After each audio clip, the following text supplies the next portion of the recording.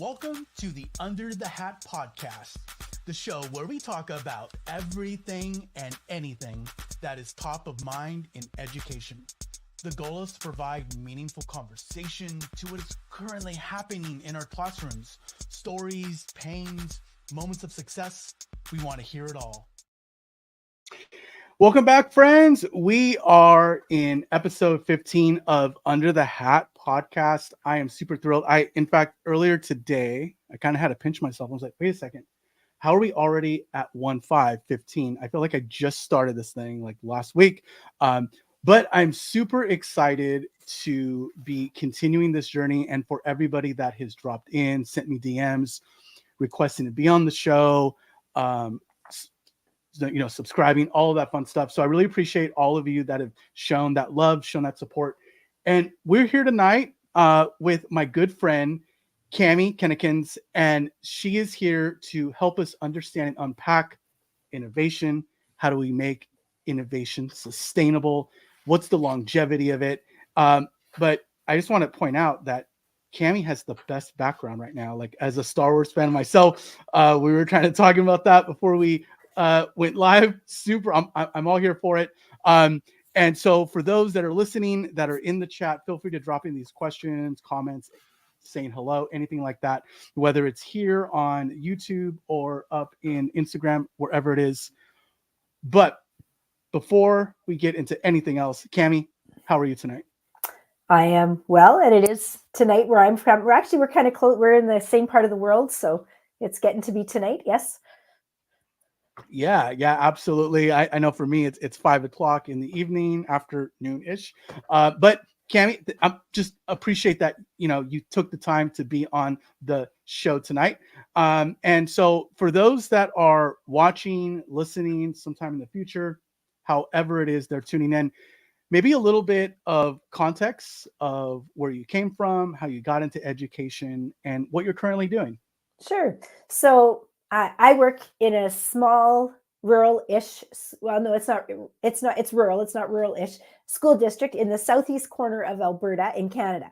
And so we're right above Montana. In fact, the southern part of our school district borders against Montana, but really there's about 100 kilometers where there's really nothing. Like, there's nothing down there between where the people are and the border is. So it's kind of a vast area. If our school district was an American state, it would be about the 41st largest, bigger than Hawaii and smaller than Maryland. So geographically, that's a lot of space. And that matters to me because my role is a district instructional coach. And so we have about 20 schools, and I travel around to all of them and work with teachers and innovation and projects. And I get to be in classes with students as well. My title is district instructional lead. Before that, I've done that job for I think my sixth or seventh year. Before that, I was a high school social studies and English teacher in the same district. Awesome. Yeah. So as a history teacher myself, or former history teacher, love that. Awesome. And so you have done a lot of other kind of like side things, right? To enhance your learning, to enhance what you're doing, maybe in the coach setting, but what you're doing in the classroom. So I know that you kind of, what we were talking about before we went live, is like how powerful a PLN can be, right? Mm-hmm. And finding your place in these little communities, and sometimes they're not little, but these places where you can really lean on others, right? And so like the MIE program that Microsoft has, the ISTE community, right? Things like that. How important has that been for you, like in the sense of being a part of these groups? Well, those communities have been so huge in so many ways, especially, as coaches. It's kind of a lonely job, especially if you're not assigned to a specific school. So I kind of belong to all schools, but no schools. And so, there's that, if there's a party, everyone's having a Christmas party, but I don't fit, right? Or, so there's just those little types of things where you don't necessarily have your people the same way that you did when were at a school. And so some of those PLNs, whether it's, Google trainers or ISTE community leaders, or the Microsoft side, I work with Logix Academy, is a group of EdTech trainers in Canada. Those PLNs, those groups become your people in a way that is really powerful. So those people and those spaces have really caused me to learn and grow and try new things. So I love those spaces. Yeah, and so the other thing, like before we did come on live, is we kind of talked about your context geographically, right? Like you mentioned, it is a very rural area, but it sounds like, and correct me if I'm wrong, that there's a lot of schools that are spread out Mm-hmm. over a wide range Mm-hmm. of space. So what kind of challenges have you seen as a result? Because as a teacher, we're always in our own room, right? So like for you, when you moved into that coaching role, like Mm-hmm. you see it differently, right? In terms of the vast majority now that you have to support.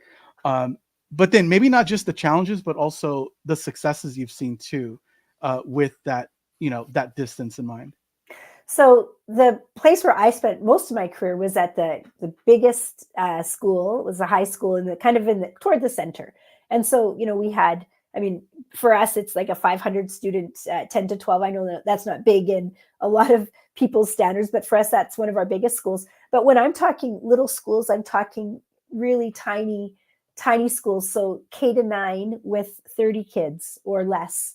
So triple graded, 2 or 3 teachers maybe. And so those places have such a different dynamic. And so on top of that, those schools used to be bigger and more vibrant. And often what comes along as those schools get so small is that their communities are dying, right? They don't have a gas station anymore. They don't have a store. They probably have a skating rink, or in Canada, they have a curling rink. Curling rink. And I don't know if you even know what that is, Steve, but we have a curling rink in a school. And so that's kind of what's left. And so that, brings an interesting reality. Parents and teachers and community members want to keep their school alive, because if you lose the school, then really you lose your community. And so communities and schools have had to be innovative and be willing to try some different things to keep the people that they have and to give as high quality education as possible for people that do live really in quite isolated areas. So yeah, I have a lot of questions because it sounds like you are working in communities, or a community that you said, like, communities that are dying, right? Like, so like the populations are shrinking, right? Absolutely. Um, Yeah. and so for me, when I was in the high school classroom, I experienced the opposite, where like, oh cool, I have to teach another period this year, or I have, like, it feels like there's a larger influx of students. My school and my district was growing, right, as a result, and that there's a lot of different factors there. So is that because people are moving out of your area? And Well, if so, well, go ahead. yeah, no, I was going to say, so the high school that I was at, we're actually kind of near right beside the largest city in our area, the economic hub. And so that school is growing. People, they live in the city. They have a choice to, it's as close to drive to our school as to drive to somewhere else in the city. So that school where I was at for a long time is growing. We've never had a student issue. In fact, it's often, like we're capped, we're full, we can't take anymore. So in these communities, well, lots of things are happening. Families are having fewer kids, and farming is changing. So it used to be that, you had a couple quarter sections of land and you could make it as a farmer, and now you can't anymore. And so so the farms are becoming bigger and huger. And so either corporations are coming in and farming, or some of the farmers are getting bigger and bigger. And then you have so the little guys, they just sell and move to town and say, we can't live like this anymore. We're working, mom and dad are both working separate jobs out of the house to try to farm. Just doesn't make sense. And so they leave the community and say, our family's been here for 100 years, but this is the end. So, it's often a really hard decision and a sad time, because in these lots of these places, the family's roots go super deep to the point where they can say, oh, my great great grandpa settled here and he was the first one in the community, like the settlers, like that's where our communities go back to, and people can trace that pretty easily. So when those communities die, that's a sad thing. Yeah, no doubt. And then I would imagine that impacts, like, a teacher's career. Like, Hmm. oh, we can't lose too many students, Hmm. right? And Absolutely. kind of that does pose a different problem than, I guess, what I've been accustomed to, right, as a Hmm. teacher myself. And so with that in mind, I would imagine there's somewhat of a benefit, though, and maybe I'm wrong, but of like, are they dealing with like smaller class sizes where like the managing of students is probably a little easier than if you Yes. had. Yeah. Yeah. For sure, right? Smaller class sizes, and you know, the discipline issues are, I mean, they still exist, but they're minor in comparison to what you might find in large city schools. But so we might have like a class that has um, 17 kids, but it contains fourth, fifth, and sixth grade. And so that Mhm. teacher she only has 17 kids, but she has all those classes and grades to try to, fit into lesson planning for. So there's advantages, and then there's things that make it a little more challenging or a little more complex for sure. Right. Yeah. And so the title of this episode, and for those that are listening, this idea of, we do have innovation in education now, right? And not to say that we didn't have it before, but it looks a lot different, right? Hmm. With the amount of technology that we have, obviously, regardless of where you stand on it, AI is playing a role of how maybe your innovation is, how innovative can I get to make sure kids aren't Hmm. cheating, right? Like there's that things feel and look different right now. Um, so Cammie, I know for you, something that's really top of mind is like, how do we sustain innovation in education? Uh, Hmm. so let's start by like, what do you mean by that? Like in terms of the pedagogy, the technology, like Hmm. what is going on top of mind for you that makes you question or makes you want to address how to sustain innovation? So our rural school district, is actually quite, with our current leadership, we're very progressive and very innovative. And one of the things that we spend a ton of money on in our district is busing. Like, our buses drive a far, Mm, far away, so our busing bill is huge. So during COVID, when we didn't have to bus, our district was able to save money in a significant way. And so what they did is they said, okay, well, let's take that money and offer that out as seed money to, well, they called them Prairie Rose Possibilities Projects. And so they said, that thing, teachers and admin, that thing that you've always wanted to do. If I had, $20,000, I would do X. Or if I had money, I would do this thing, or we would start this. So they threw that out, and they had people, put in proposals and make videos and pitches.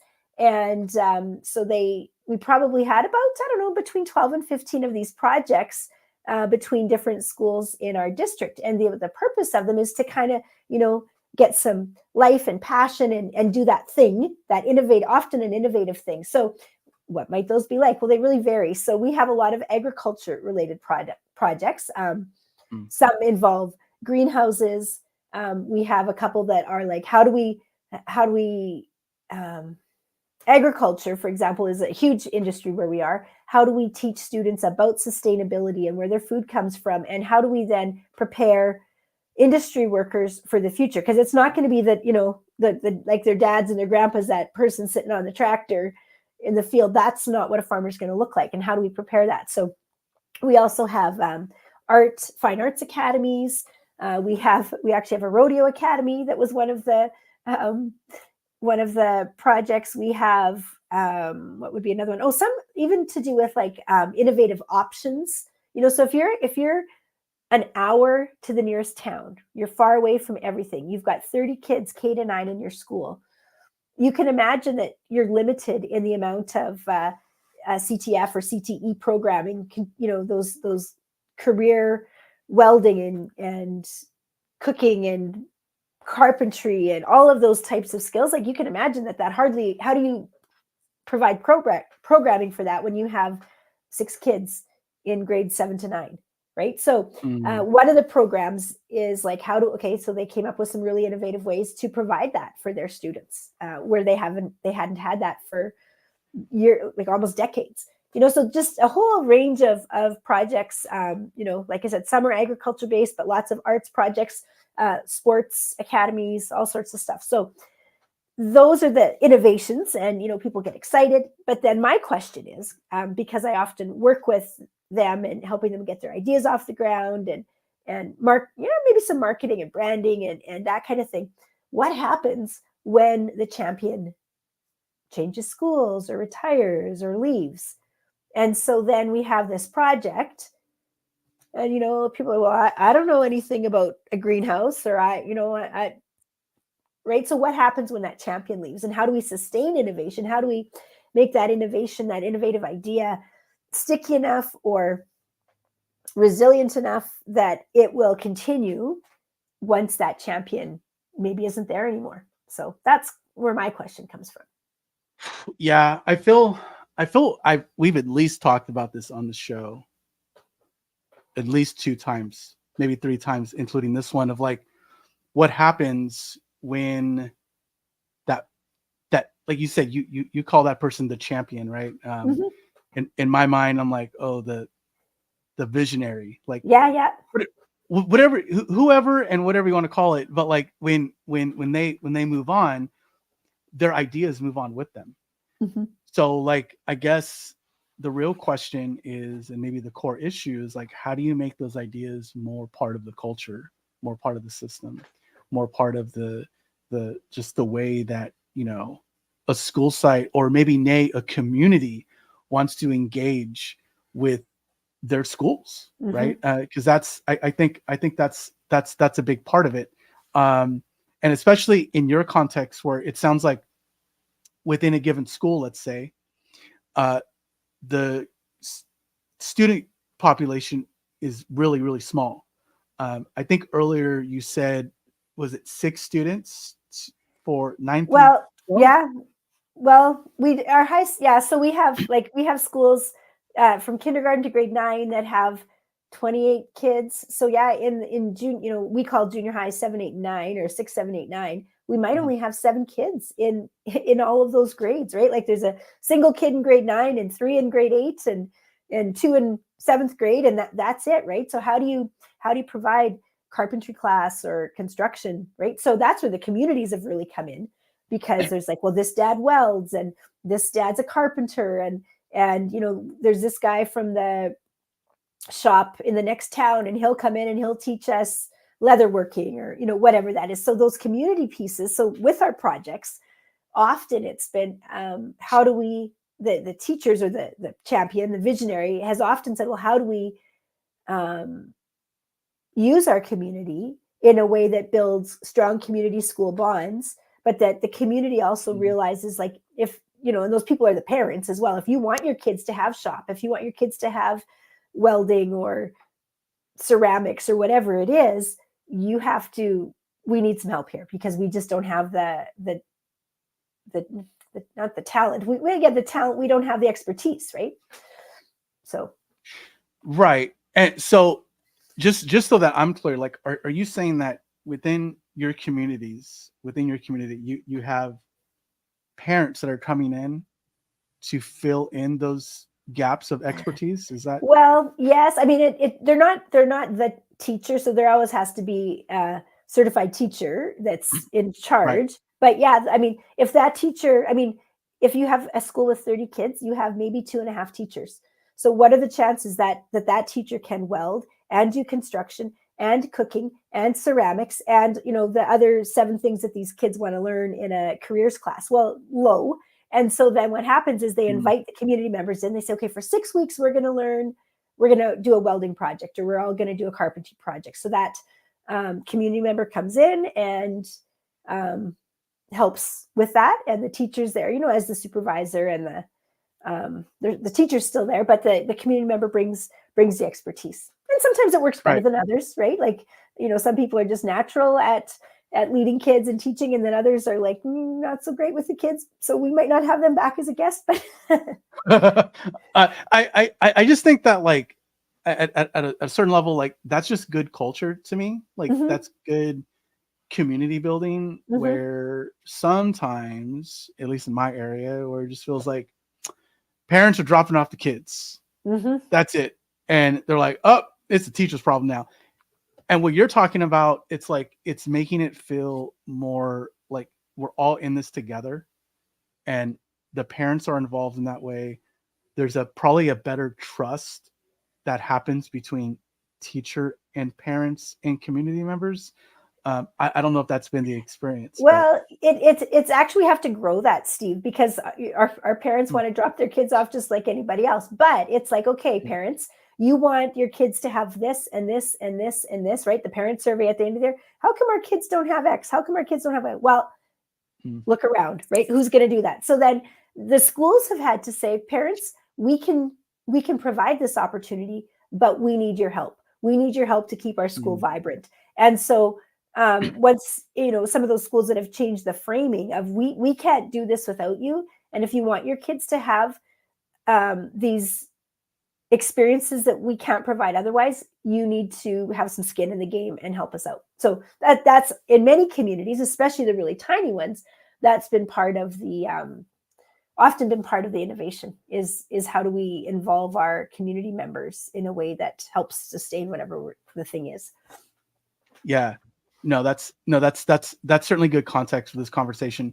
I I guess my other question too is because we're talking smaller class sizes, we're talking Mhm. smaller student population. So like if you're talking like so like a junior high context in my area is like bell to bell. They have first period with Mhm.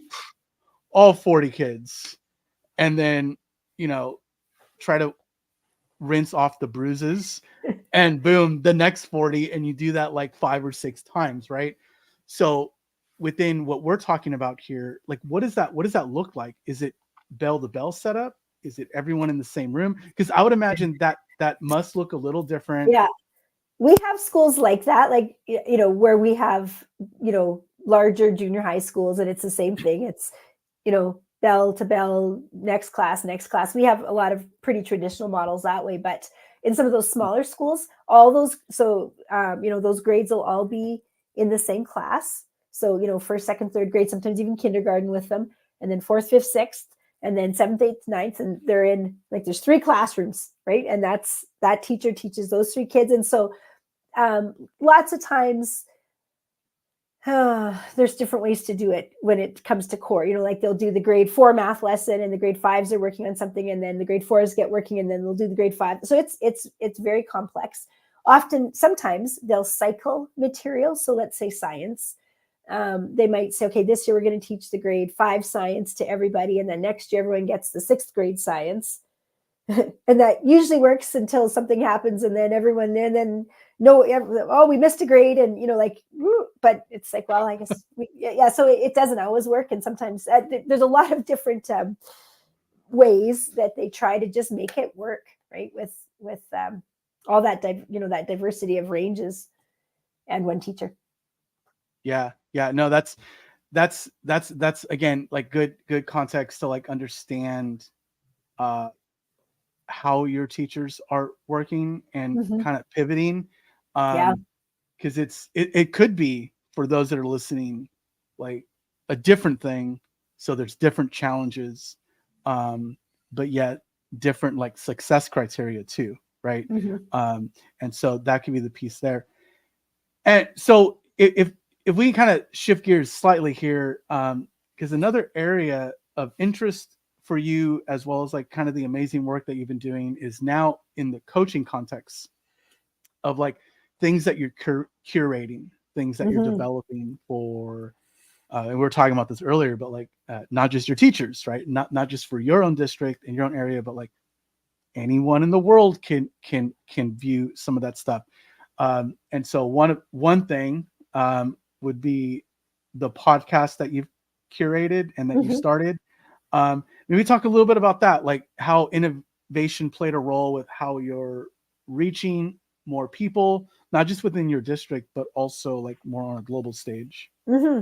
So I have this tiny little podcast. It's called Prairie Rose Possibilities. There's about 60 episodes. And one of the reasons that I started it was to answer that question of how do we sustain innovation? How do we let even the people in our district know what's happening in these other projects, like in this little community or that little community? So I started doing these, I call them mini podcasts. They're 3 to maybe 12, 15 minutes, some of the longest ones.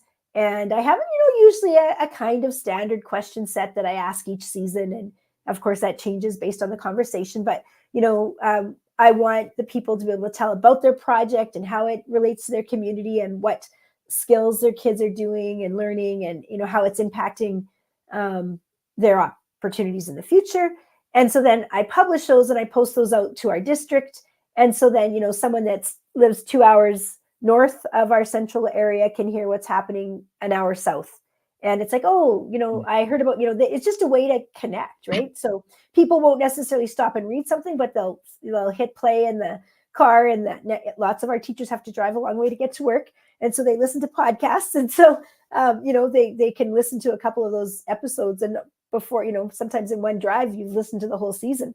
And so it's just a way to really get that word out. And what that does then, the people involved, it's like, oh, I was on a podcast and someone cares about my project. Someone is listening, and then that makes a really nice little piece that our schools can share with their parent council, and they can post it on their social medias. Mm-hmm. Our schools have really innovative and they're doing a really good job of marketing the learning that's happening in schools. And so that little podcast is an excellent, way to push that out. It comes in a nice little package. It's easy to send out. They can put it on their school website. And so within our district, the trustees listen to it. It's been a really good way to cross-pollinate maybe, and just get people, build community within our district, between all those little schools, like, oh, well, this little school has a greenhouse and we have a greenhouse and our projects are similar. Well, let's get together and talk. So those types of things. So that little podcast attempt has been one of those ways that I said, okay, one of the ways we can sustain innovation is just by shining a light on people's projects and having them feel that someone's listening and someone cares and that their project matters. So that's kind of how that one goes. Then in my role as a coach, one of the things I do a lot of is professional development. And to bring people physically to our central area in our huge district is very expensive. And teachers from our furthest places have to drive 2 hours to get to our central office where professional development would be held. And in another direction, it's an hour and a half. And right. So you don't bring people in lightly for a professional development day because they have to drive so far. And so partly, with COVID, that really changed people's willingness to hop on to a Google Meet or a Zoom training. But we're doing lots of virtual trainings. And then one of the things we've really started to do is lots of little, again, mini packages of PD. I do lots of skills. One of the ways I build technology in our teachers is with these little skills blitzes. So every month there's a new topic, and it's a 3 or 4 minute video where I show a skill and they have to do a challenge. And then they submit the challenge and I send them 10 Amazon bucks.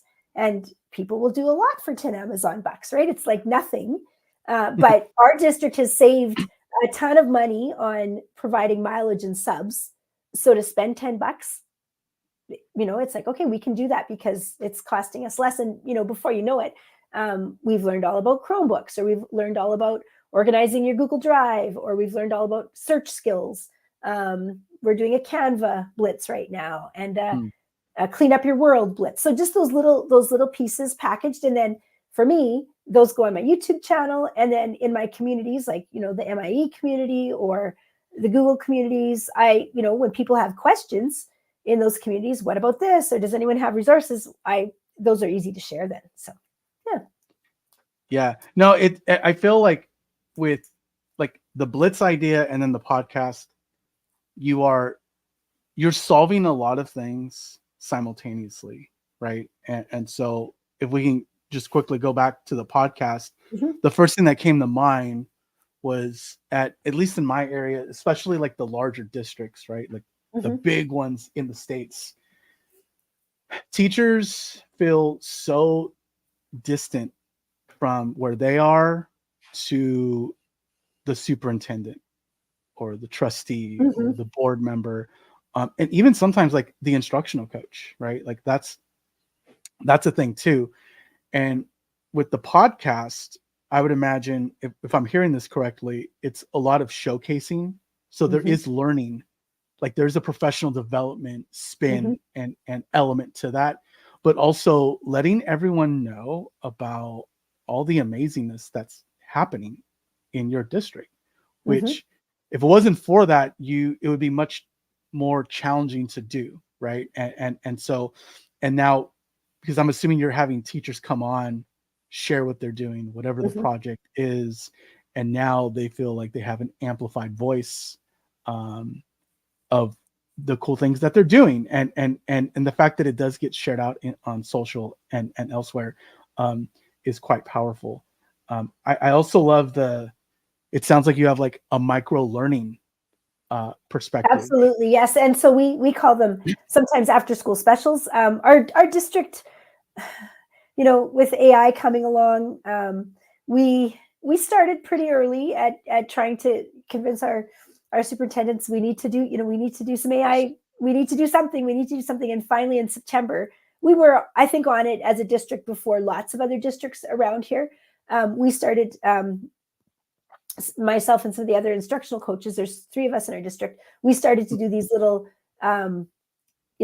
workshops before division PD days or after, and then after school, these little, we call them after school mini series. And so at 3:30 when school's over, hop on to StreamYard and or join us on YouTube, and I'll do a 30-second or 30-minute or 20-minute tutorial on a new tool like Diffit or Magic School, or some of those new tools as they were coming on. I'm just doing another little series now about, it's called About AI.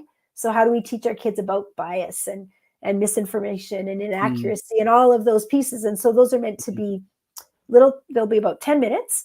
And so the teacher can either, they're either play or pause or co-taught. So the teacher can just press play on YouTube and listen along with the kids, and then pause it when it's time to do the activity. The kids do the activity, and then they can press play and get the end of the show, and we tie it all together, and that's 10 minutes. And so within maybe 20-25 minutes, the teacher's had a little canned lesson on AI. Or the teacher will watch it for 10 minutes. They'll say, Cammie, I can do that, no problem. And so I've given them a model, and then they don't need me. They just replicate it, and they're able to have that in their that strategy, for teaching kids about bias or about inaccuracies. And okay, well, I can do that when the time is right. And then they look for that moment of ripe learning, and then they just replicate that. And so those have been, we're just kind of getting the first ones rolling off. We've done about 2 or 3, and they've been well received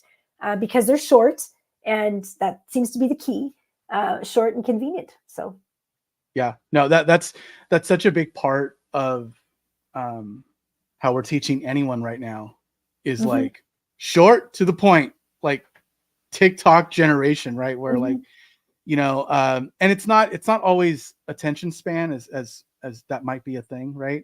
But it's also like the amount of time in a teacher's day, or the amount of time that you have, just the bandwidth of like processing new tools and new things, especially of AI nature.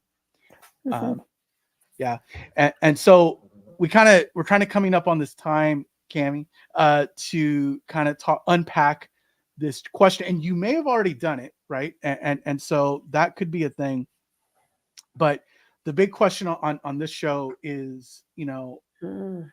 what is top of mind right now? What is under your hat in terms of what you're seeing, like the good, bad, or the ugly, right? And so, with what you're doing, the amazing work that you are, engaging in with your teachers, and in your district and out of your district, what is top of mind for you right now?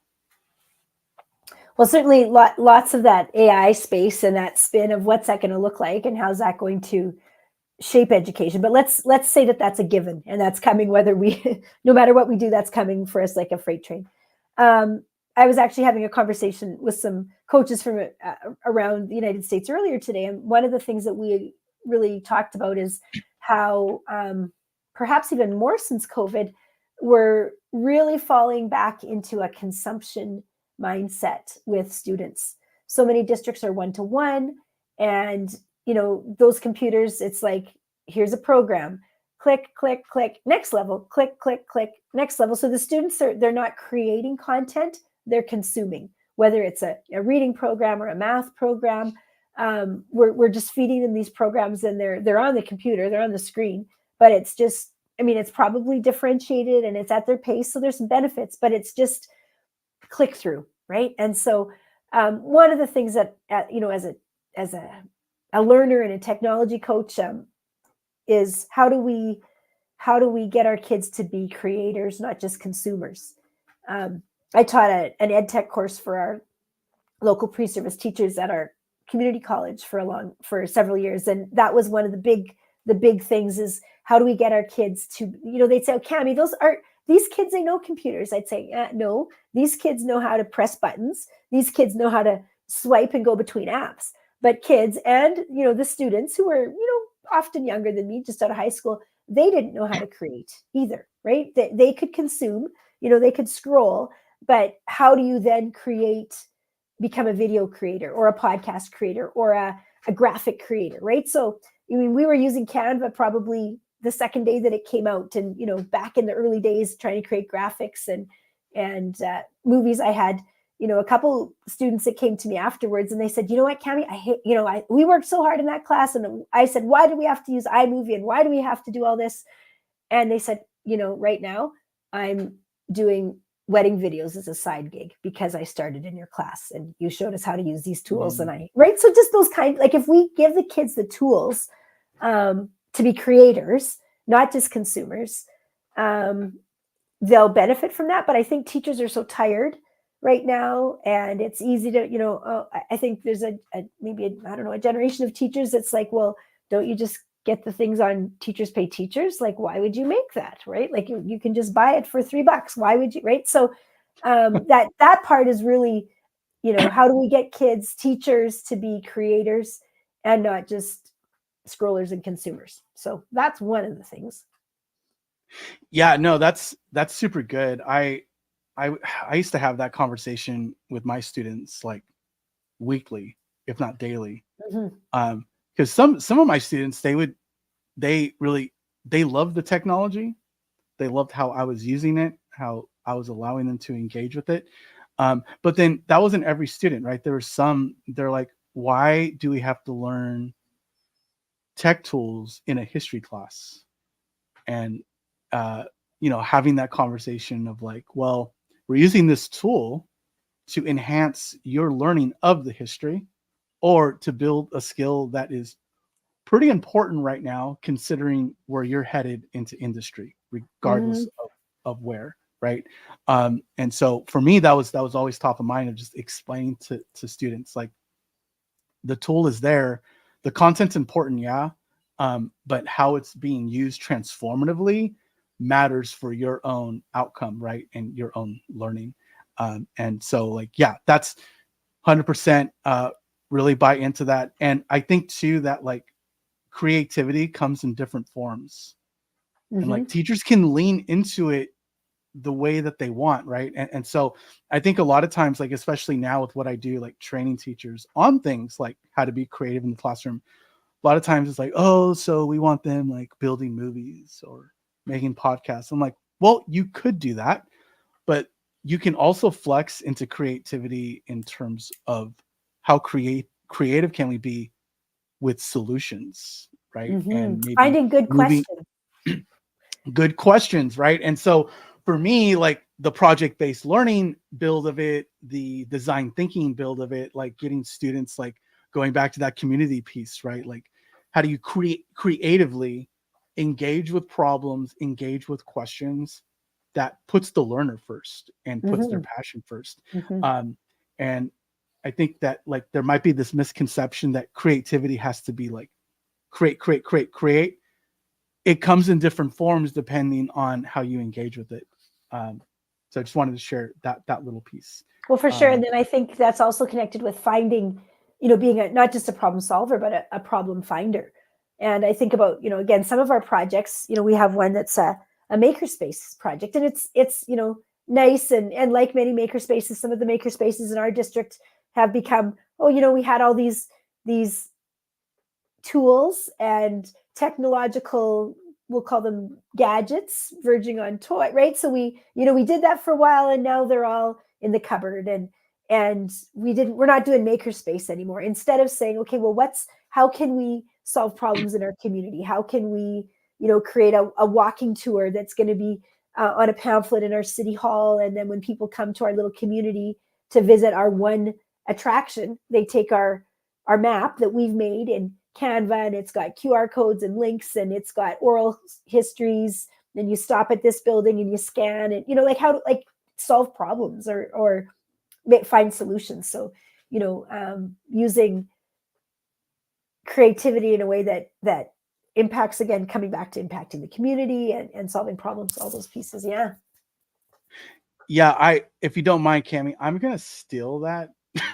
So when you said problem finders, that just resonated with me. I wrote it down in my little note there.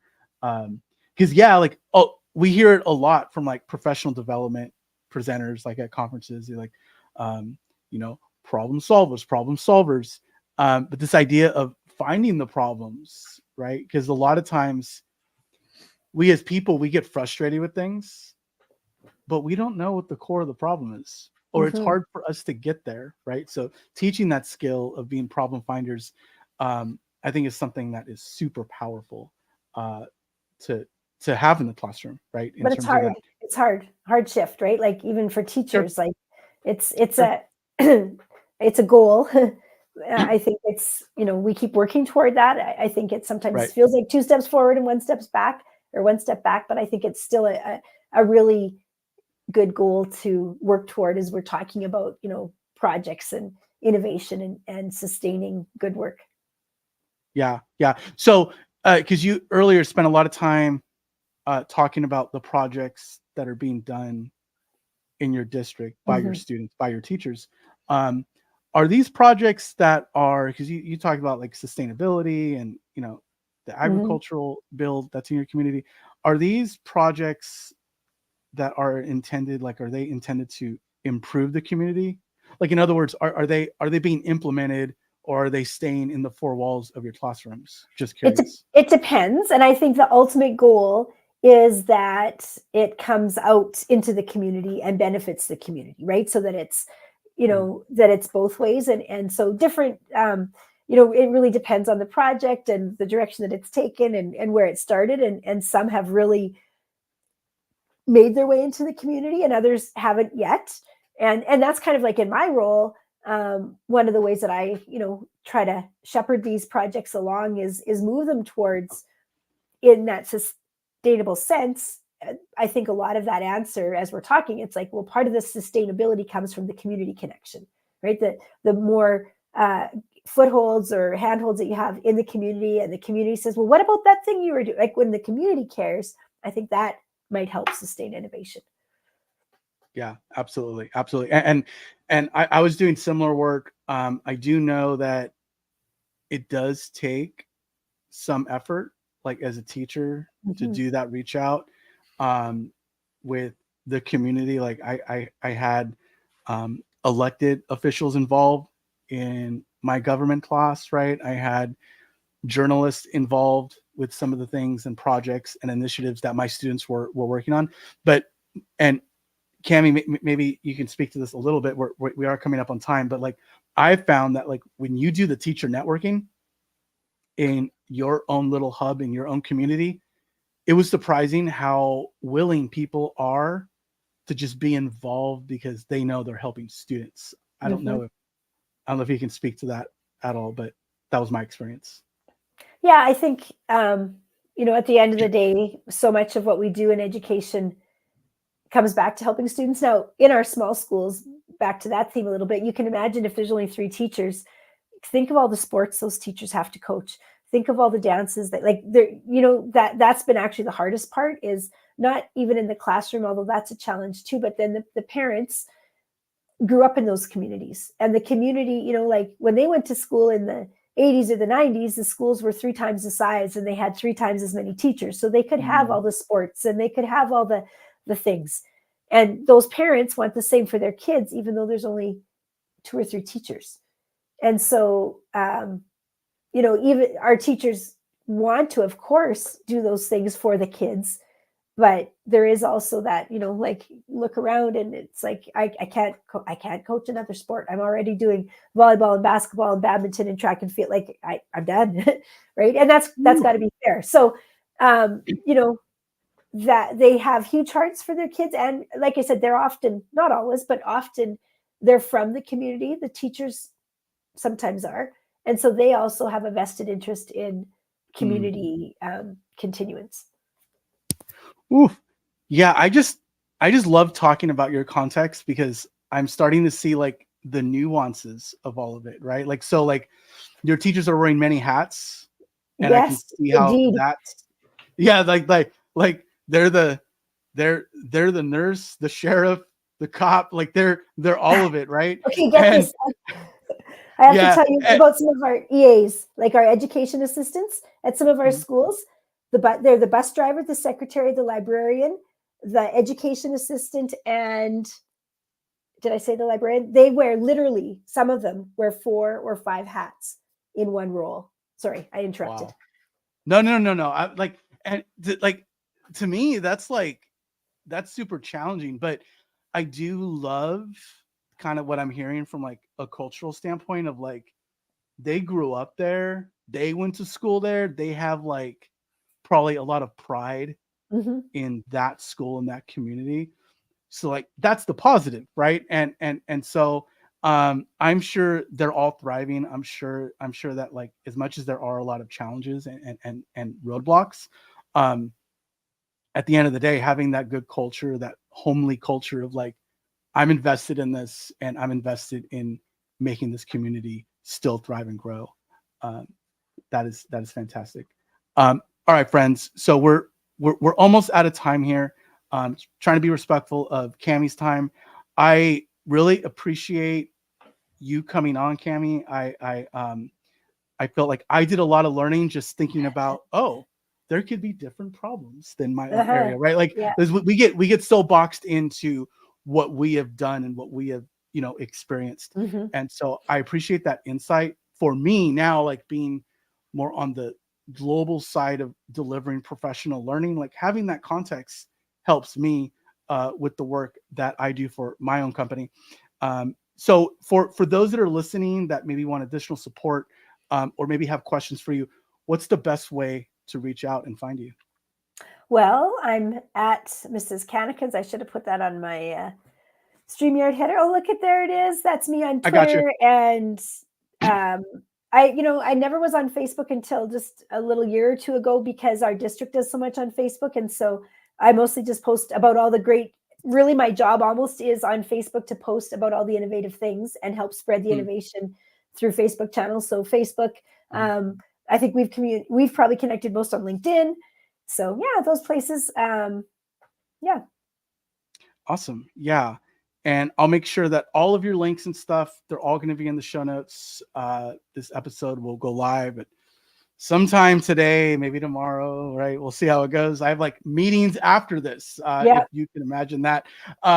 And so for those that are watching this, whether it's now on places like Instagram, or if you're catching this in the future, please continue to give out that support. If you like the content, if you like the conversations, please hit those subscribe, share forward, if you will. And as some of you may know, underhatpod.com, that is where you get all the links, where you can catch any of the episodes.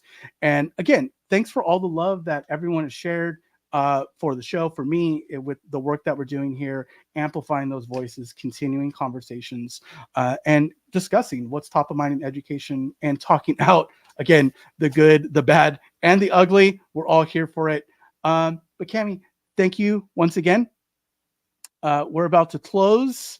And for everyone that's listening, watching, just as always, keep your hats on, but keep your minds open. Until next time, bye-bye. Bye.